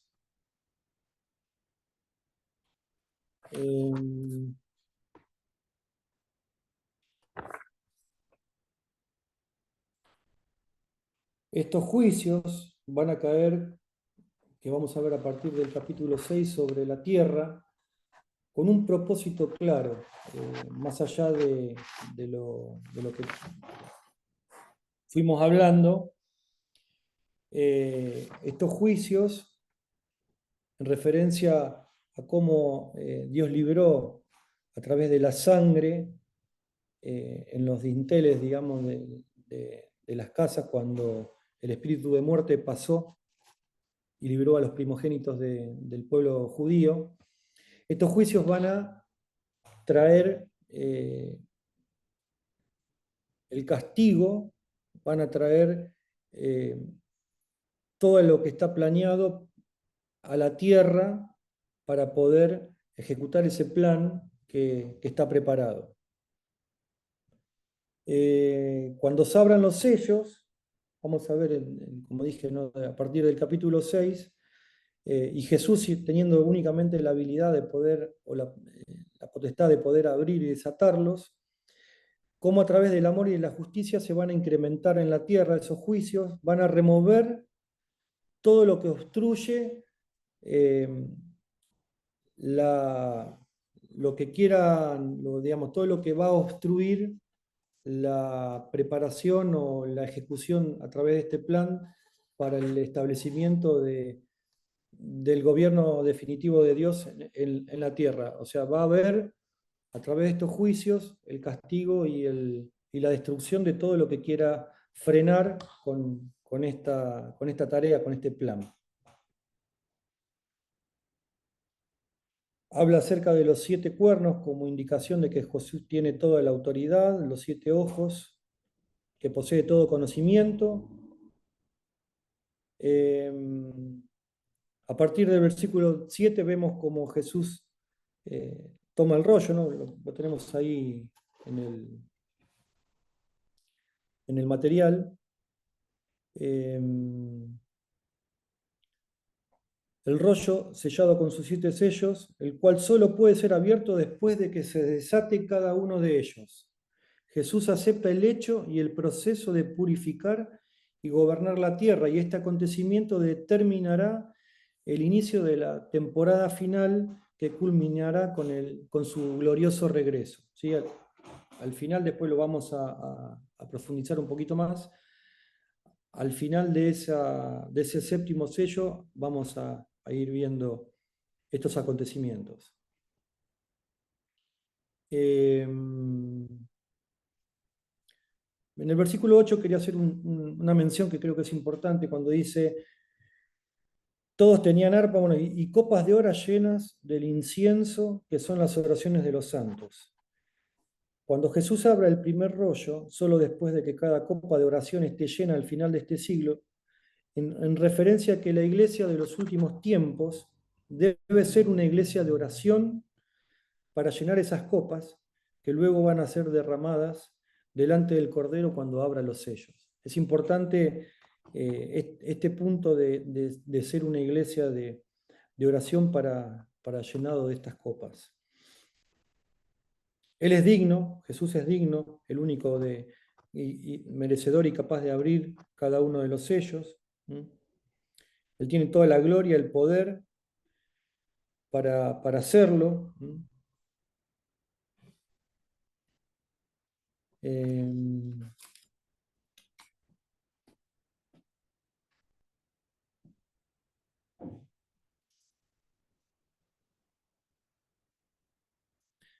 Todo lo que Él hizo, todo lo que hace y todo lo que va a hacer tiene que ser digno de nuestra fe, nuestra pasión y nuestra devoción. Jesús vale la pena seguirlo. Y cuando los acontecimientos finales se desaten, esta verdad tomará relevancia como nunca antes. Es importante este punto, ¿por qué? Porque nos exhorta, mejor dicho, a tener claro quién es aquel, ¿no? que lo hizo, que lo hace y que lo va a hacer.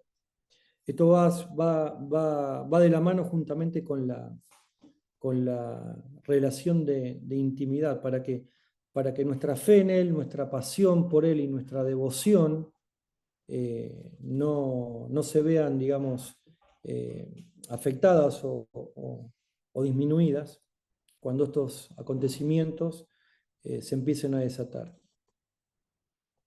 Nos llamó a orar y a adorar como sacerdotes, también para gobernar con Él.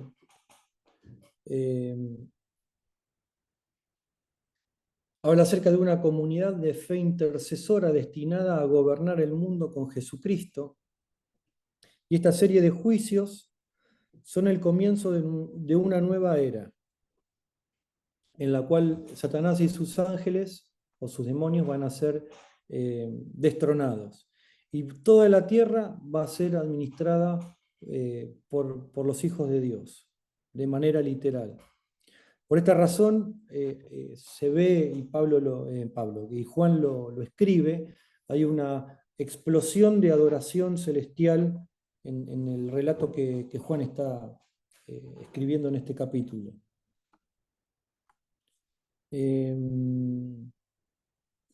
A través de esta adoración celestial, Jesús recibe exaltación, gloria, favor, es reconocido.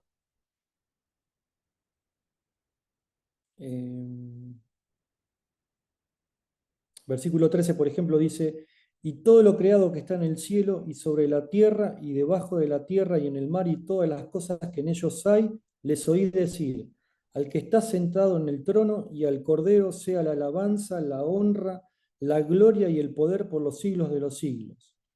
Los 4 seres vivientes decían amén, y los 24 ancianos se postraron sobre sus rostros y adoraron al que vive por los siglos de los siglos. Antes de desatar los sellos, Juan oye todo lo creado que está en los cielos y en la tierra, y esto nos incluye a nosotros, a adorar a aquel que está sentado, al Padre y al Cordero, a Cristo. Esto solo puede realizarse a través de la asistencia del Espíritu Santo, ¿sí? Por eso la importancia. Va a haber un fuerte mover de intercesión y adoración que va a ser la antesala del cumplimiento del plan de Jesús para restaurar la tierra. Va a haber un tiempo de intercesión y adoración en la iglesia como nunca se vio, como previo al acontecimiento de estas cosas.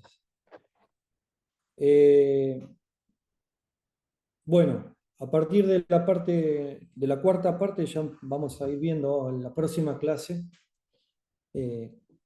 Directamente vamos a arrancar con la serie de juicios y los acontecimientos de los últimos 3 años y medio antes de su venida. Así que bueno, alguno que quiera preguntar algo con lo que vimos.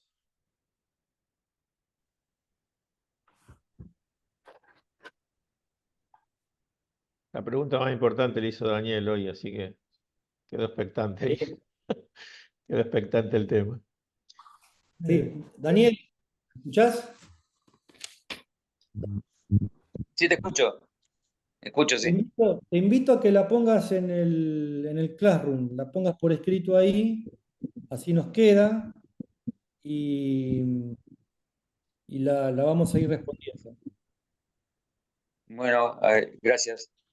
O de última, ponela en el grupo, no hay problema, y así no nos olvidamos y la podemos ampliar un poquito más. Buenísimo, gracias. Bueno, finalmente, o por lo menos lo que quiero que cada uno se lleve hoy. Vimos a través del texto, ¿no?, de los primeros 4 o 5 capítulos, cómo Juan recibe, o cómo a Juan le es revelado la gloria de Cristo, ¿sí?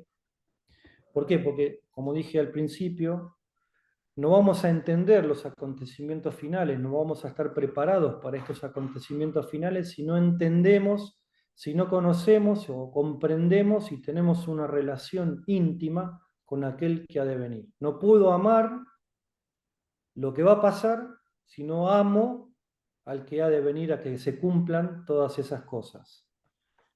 Va a venir como esposo, como rey, como sacerdote y sobre todo como juez. Bueno, es importante también lo de los 7 mensajes. Y que tengamos claridad de la revelación de la hermosura de Jesús y del Padre. Yo creo que ese va a ser el secreto, digamos, la clave para poder entender con ese espíritu de amor, de esperanza y no de temor, cuando empiecen a suceder. Recuerden que hablamos que también lo vamos a profundizar un poquito más adelante, que estamos en la temporada de los dolores de parto, que cada vez esos dolores de parto se están incrementando en frecuencia y en intensidad hasta que se manifieste el hombre de pecado.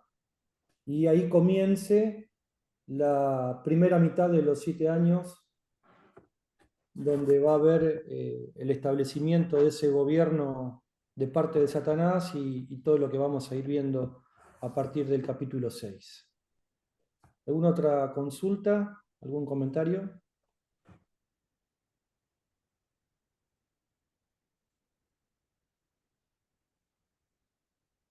Quedaron todos mudos. Bueno, yo me recordaba que cuando la Biblia toma tanta tensión en determinados temas, siempre hay que descansar en el plan, en el propósito del plan eterno de Dios. Si Dios preparó desde antes de la fundación del mundo todas las cosas, y la iglesia es la culminación de su obra, no podemos pensar que a Dios se le va a escapar algún detalle para el fin de los tiempos. Dios no le va a errar en el final de los tiempos. Él va a cumplir con su propósito. Y esto nos tiene que traer paz, ¿no? Esta materia la tenemos que tomar desde ese aspecto, que nos tiene que traer paz, que Dios no va a dejar a la novia desguarnecida en el final de los tiempos, sino que la va a amar y la va a preparar sin mancha y sin arruga. Entonces, hace varios años atrás, las iglesias se separaban por este tema que estamos tratando en esta materia. Había divisiones en las iglesias porque algunos dicen, no, pero si la pasamos, la tribulación, que no la pasamos, ¿cómo va a ser la venida? Generaba mucha tensión. Y hoy creo que lo que el Espíritu está haciendo está dándonos una visión distinta. Tenemos que amar la venida de Jesús. Amén. Entonces ese me parece es el enfoque principal. Por eso lo dije en el comienzo, ¿no? Tenemos que tener un espíritu de humildad, tenemos que permitir, como dice Efesios 1:17, que tengamos espíritu o recibamos espíritu de sabiduría y de revelación. Tenemos que cotejar todo lo que se nos dice contra la palabra, como hacían los hermanos de Berea, ahí en Hechos, en el libro de los Hechos, ¿no? Que eran fieles, pero igualmente cotejaban lo que se les enseñaba contra la palabra de Dios, y sobre todo en un espíritu de humildad y de intimidad, ¿no? O sea, la clave es la intimidad con el Señor. Si no hay intimidad, no hay revelación, y si no hay revelación, no vamos a entender dentro de estos planes, de estos sucesos o acontecimientos, por lo que vamos a atravesar como iglesia. A ver, más allá de las posturas milenialistas o premilenialistas, tribulacionistas o post-tribulacionistas, lo que quiero que quede claro es cómo estar preparados para poder afrontar esos tiempos. Porque tal vez a alguno de nosotros no nos toque estar físicamente, tal vez sí, dependerá de la cuerda que cada uno tenga, pero sí lo que quiero que tengamos presente es eso justamente.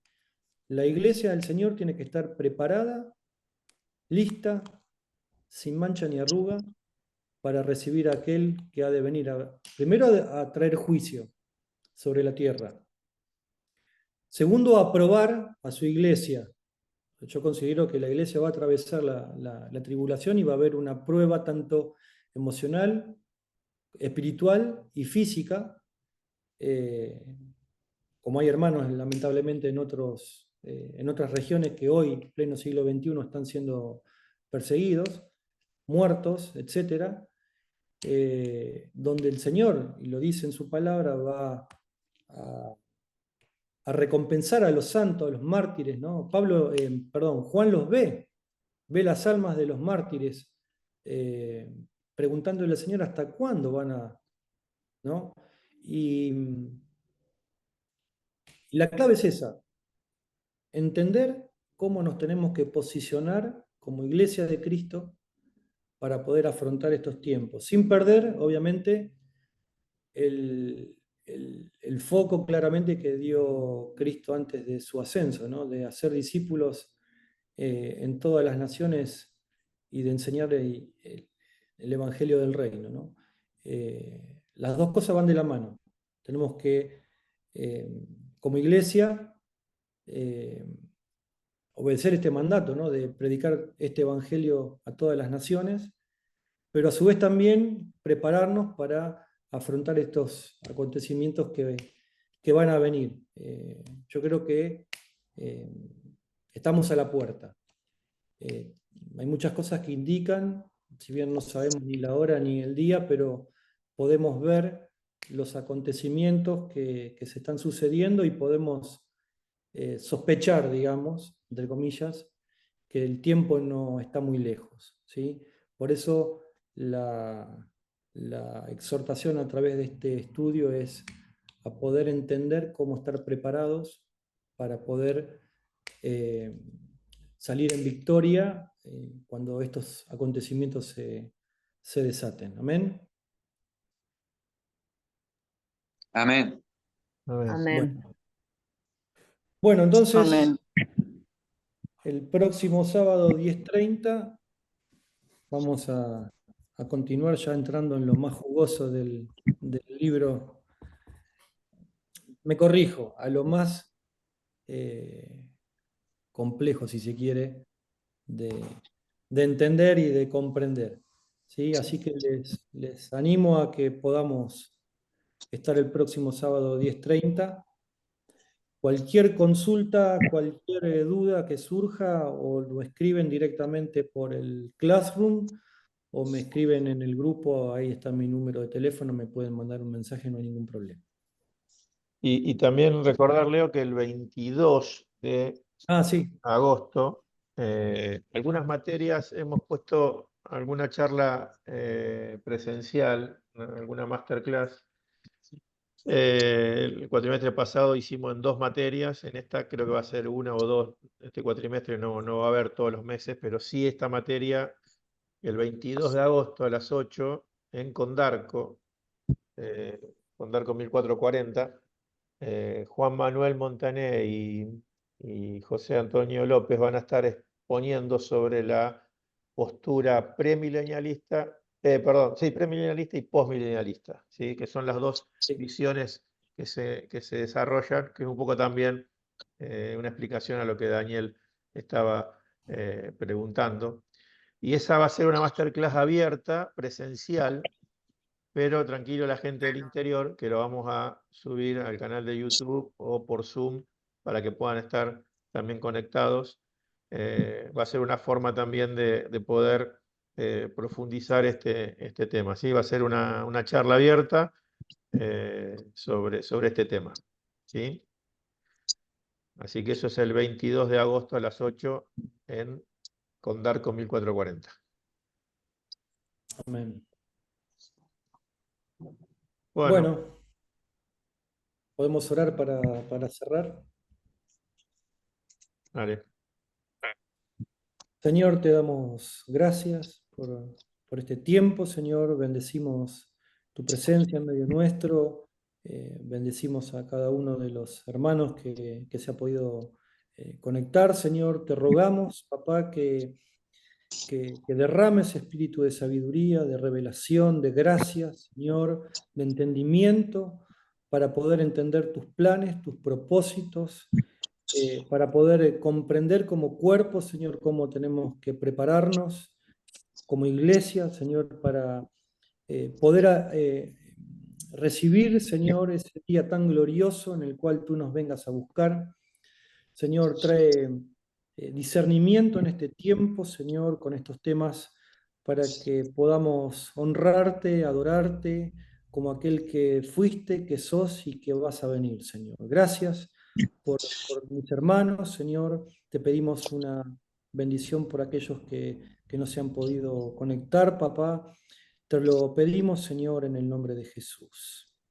Amén. Amén. Amén. Amén. Amén. Muy bien. Tengan Bueno, hermanos, un buen sábado, un lindo fin de. nos Bendecidos. vemos. Buen fin de semana. Buen fin de semana. Muchas gracias, buen fin de Abrazo. semana. Gracias por el tiempo. Bendiciones. Chau, chau.